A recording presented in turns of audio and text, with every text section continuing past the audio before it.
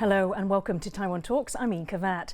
China's electric vehicle maker BYD, or Build Your Dreams, surpassed U.S. giant Tesla as the world's top seller of EVs at the end of 2023. BYD's smaller cars sell for less than $11,000 each, up to 1/3 of Tesla's cheapest electric vehicle. It comes as U.S. President Joe Biden has initiated an investigation into the potential for Chinese smart cars to gather and transmit sensitive data to Beijing, threatening U.S. national security. We ask how much of this is about protecting national security or protecting American jobs. And are EVs becoming a new flashpoint in the U.S. China tech war? With us to discuss this are Tze-Chen Tum, Chung-Hwa University Adjunct Chair Professor, Foxconn Group Senior Advisor, and Marcin Jerzewski, European Values Center for Security Policy Taiwan Office Head. Very warm welcome to both of you on the show today.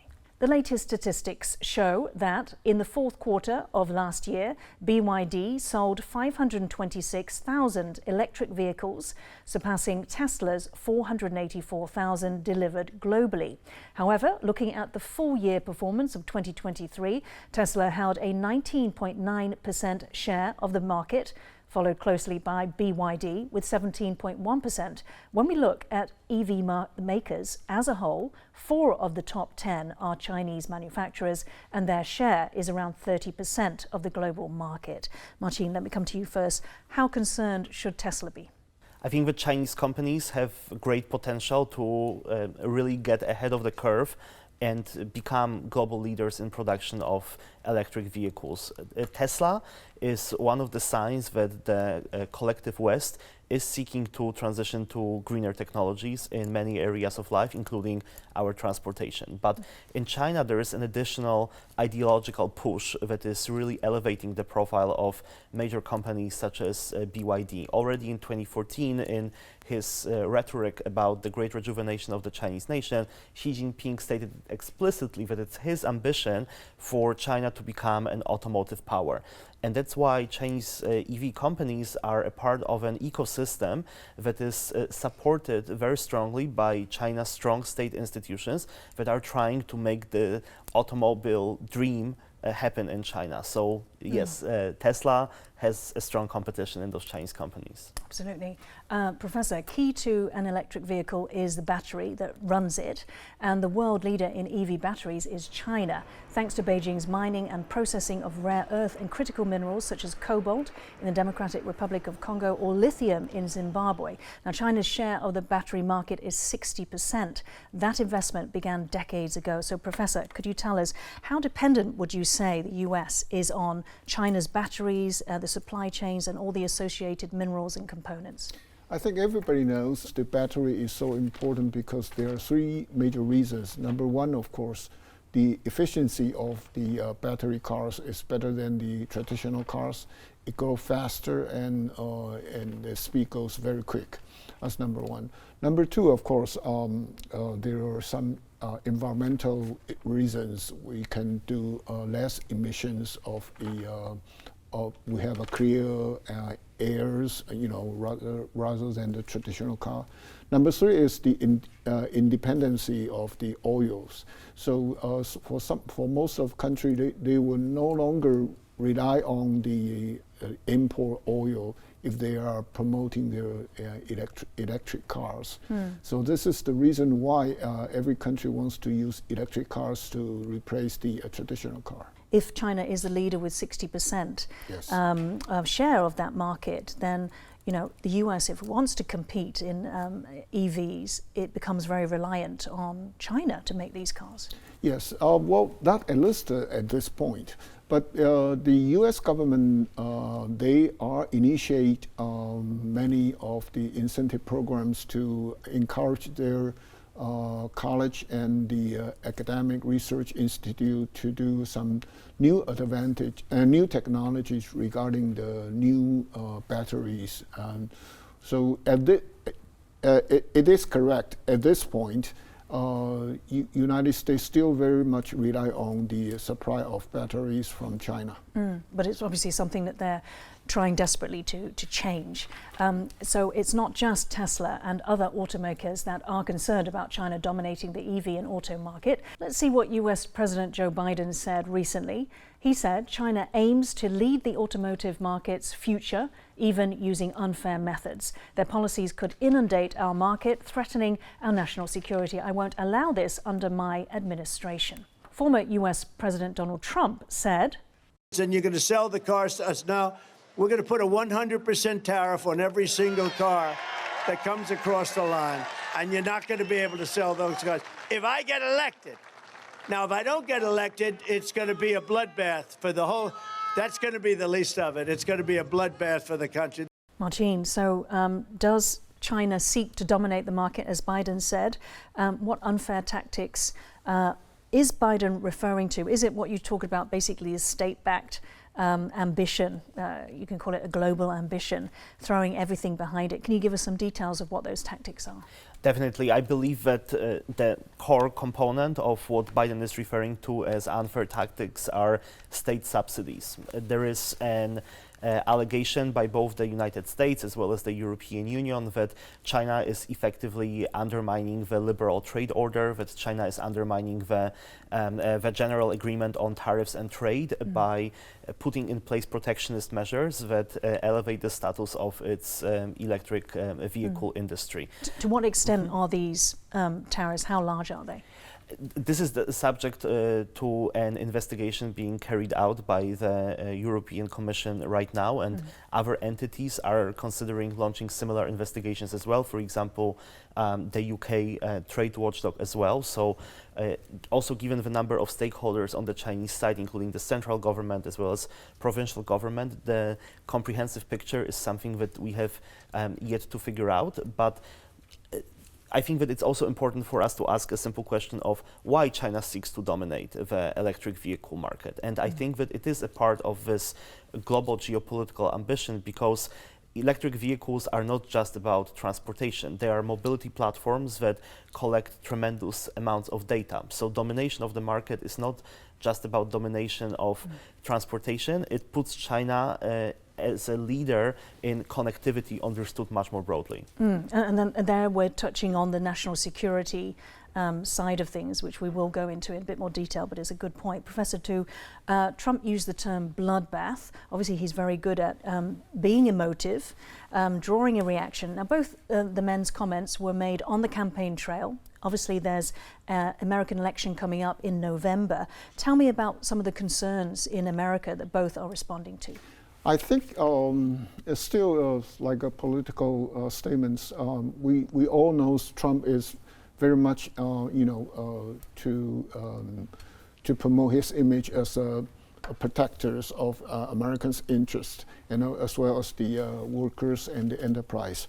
So I think there are several reasons why Trump and Biden are so much emphasized on this point. Number one, of course, the economic competition, because if China rapidly grow this EV industry, it will take lots of jobs and also the business opportunity from the United States. This is the economic concern. And of course, the second one will be the national security and the dependencies.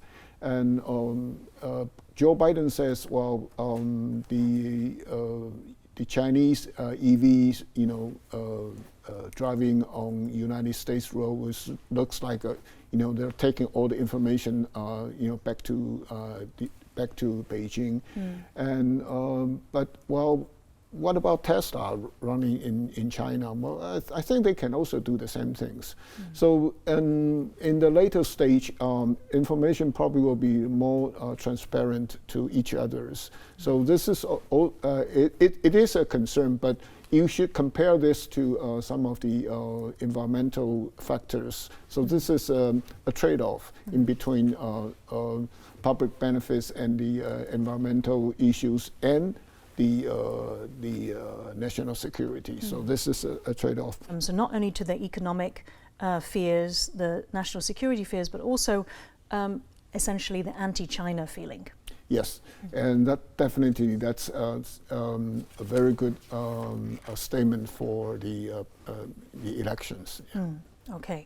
Now, in terms of national security risks, U.S. Commerce Secretary Gina Raimondo, who's in charge of the U.S. probe into Chinese EVs, has described the cars as iPhones on wheels. Take a look. You get in your car, you connect your phone, you might receive a text message from your family, from your doctor.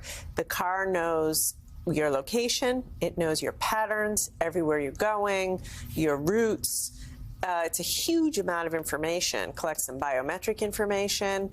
And imagine a world in which there are, for example, millions of cars, Chinese cars on U.S. roads, collecting this data every minute of every day on millions of Americans and sending that back to Beijing.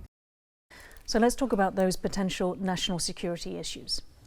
I believe that Secretary Raimondo focuses on those national security concerns through the lens of individual privacy. So cars having access to individuals' phone records, itineraries, and so on. But I think that what might be even more pressing for states to consider in terms of EV procurement and regulation moving forward is the more collective national security dimension. So what I mean by that is electric vehicles are often equipped with cameras that are able to survey the surroundings of the vehicle. So what does it mean for entrance of Chinese EVs with unclear data processing mechanisms into, let's say, military bases or sensitive government compounds?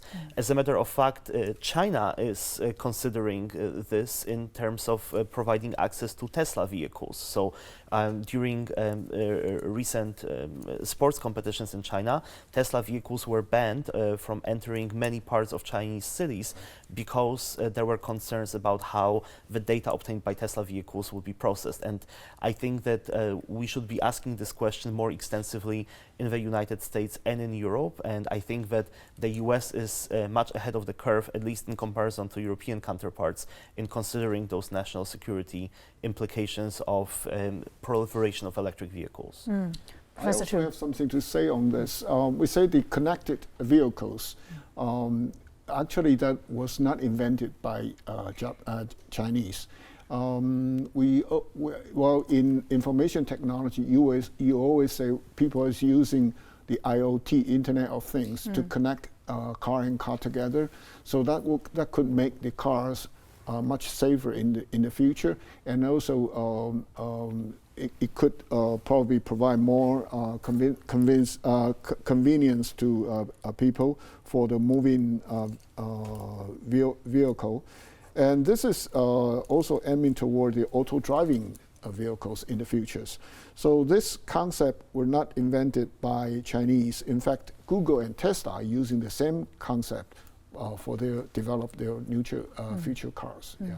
So in terms of, let's talk about AI, because AI, for that to actually work properly, you need to amass huge amounts of data. So I guess what we're talking about is not just an iPhone on wheels, but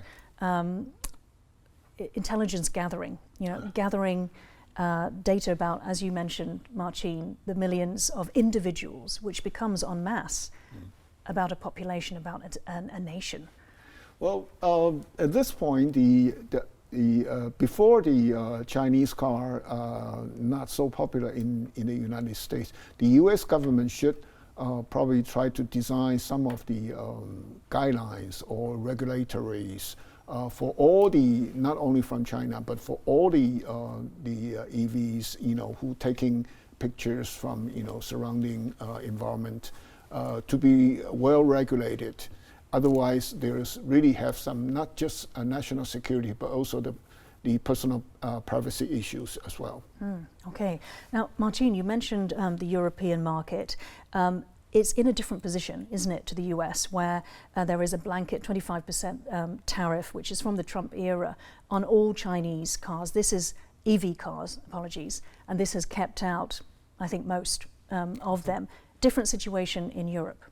It's a very different situation in Europe, because in Europe, when we talk about cooperation with the automobile industry in China, we have to realize that there is also a much higher degree of interconnectedness. European automobile companies have vast amounts of money invested in China and often run very lucrative joint ventures with their Chinese counterparts. So Volkswagen. And, Volkswagen, but I think that an interesting case for us to look at is Renault. And I'm focusing on Renault because recently the CEO, Luca De Meo, has come out with a very public plea to European politicians to create what he calls a war chest, equipping European automobile companies with resources such as subsidies, like those that we're discussing are taking place in China and potentially violating WTO rules, but also investments into semiconductor manufacturing and software development in Europe so that European companies are more competitive. But even amid this seemingly belligerent rhetoric of amassing a war chest, the Renault CEO was very clear that we cannot keep China out, and that just increasing tariffs and engaging in a spiral of protectionist measures is not what the European industry wants. As we have seen with previous trade probes, China is very quick to react with countermeasures. When the European Commission tried to launch investigations into possible illegal subsidies that China was providing to its solar energy industry, China responded very quickly with tariffs that are politically sensitive on French wine. And in the case of automobiles, it's very likely that luxury vehicles manufactured in Europe by companies such as Porsche or BMW would really be the top victims of this game. So yes, the European automobile industry wants more support, but at the same time, they have strong business interests in China, stronger than Americans do. Okay. Professor Tu, it is interesting that the European Council on Foreign Relations issued a warning earlier this year. It basically classed the threats posed by Chinese EV makers over the threat caused or posed by Huawei for 5G networks. What do you think about that comparison? Well, Huawei actually as the primary providers for European, especially for European countries as telecom providers. And when the Europe trying to upgrade their telecom facilities from 4G to 5G, many governments are actually struggling whether they will still use Huawei. And Huawei, of course, they can, because they are the telecom operators, operating system providers. They can control more data than the EV can collect it. So I think both are very much related to the national security issues. Well, you really cannot say which one is more dangerous. Both are very dangerous, and it has to be regulated by the local government. Marcin, you mentioned the position of the European EV makers who can see that there are benefits and disadvantages of trying to tariff or keep out the Chinese EV cars. In the US, you did say that you did describe it as them being a little bit more advanced. There is the prospect that the investigation that Joe Biden initiated will just be the first step into essentially tightening those restrictions. And Trump on the campaign trail advocates a 100%, as we heard, tariff particularly on those Chinese EV cars manufactured in Mexico. How would Mexican tariffs impact Chinese EV makers? I believe that it would further exacerbate the tensions that exist in the frameworks of North American economic cooperation, and this is just more of the same. How much are Chinese makers going into Mexico and making cars there? There are at least two major companies already there. One is BRD, the other one is traditional car makers, but more and more is going to Mexico. Yeah. Right, and the reason for that is? Because of the tariff. And at this point, the tariff, if you import cars from China to United States, the duty free is 25%. and both Joe Biden and Donald Trump are going to raise up to 50% or 100%. Or some of the senator also said, well, promote like 150%. So people are scaring of this kind of tariff raising. So more and more is going to move to Mexico. But once Mexico, when the Chinese car goes through Mexico to the United States, still has to pay the high duty, they probably will move to United States to produce the car. Right, right. So basically to block off that backdoor route, that's what Trump's aiming to do. Marcin, so let's bring in the environment. All countries obviously have climate change targets to meet, and cheaper EVs would enable millions across the world to contribute to those targets of having carbon-free or reducing carbon footprint. So does Beijing have a point when it denounces protectionist measures by the US and EU?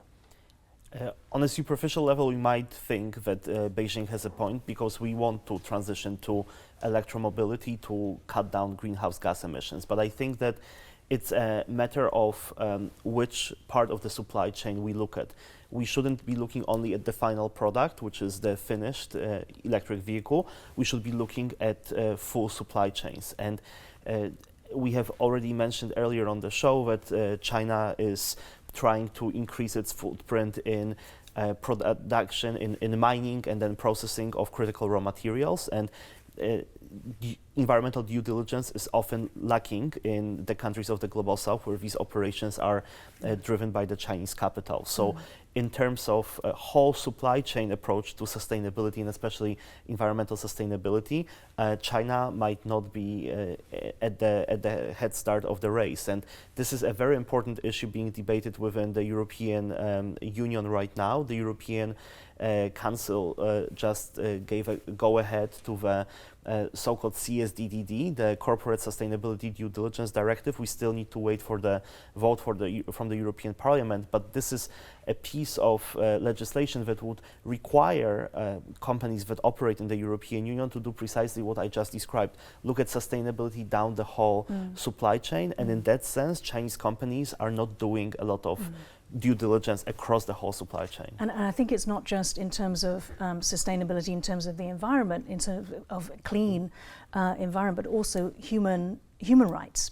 Absolutely, and CSDDD is supposed to be the first mechanism put in place by the European Union that also ensures human rights due diligence in production.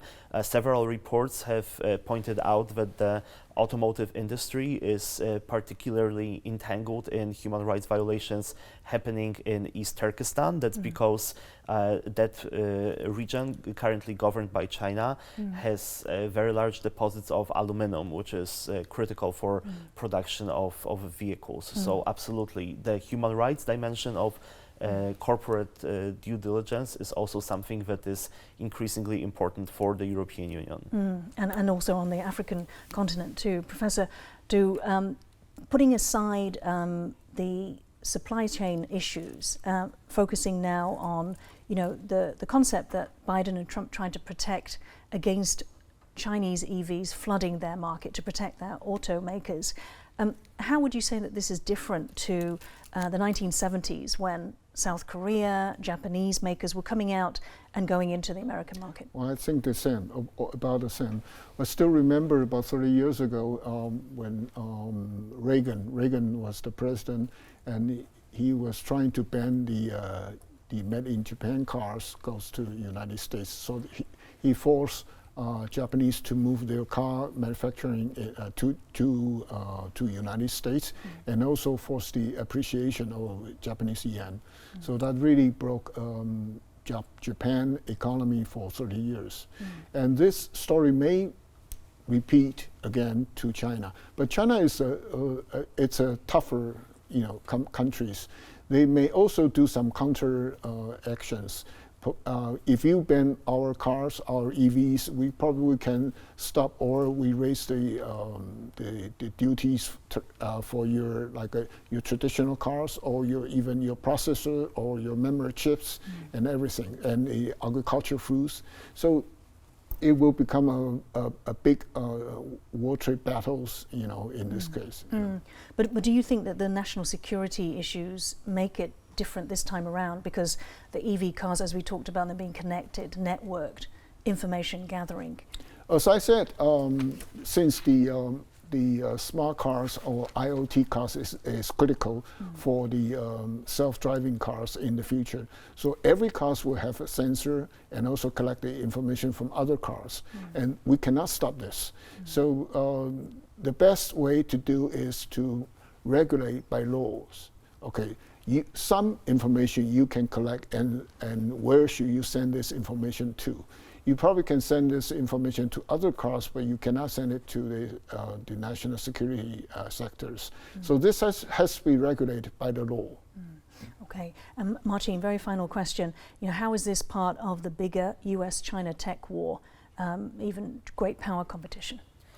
I think that an essential component of the ongoing U.S.-China tech war is the war over data. Data is the new gold, and precisely because of the ability of EVs to collect vast amounts of information, either on individuals or on our collective infrastructure, there is a very strong push from both superpowers to be at the forefront of managing those data flows, data collection, data processing.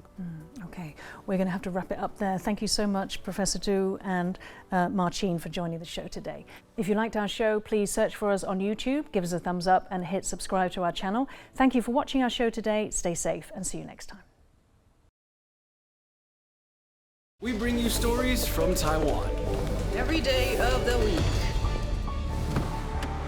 Our reporters travel the nation.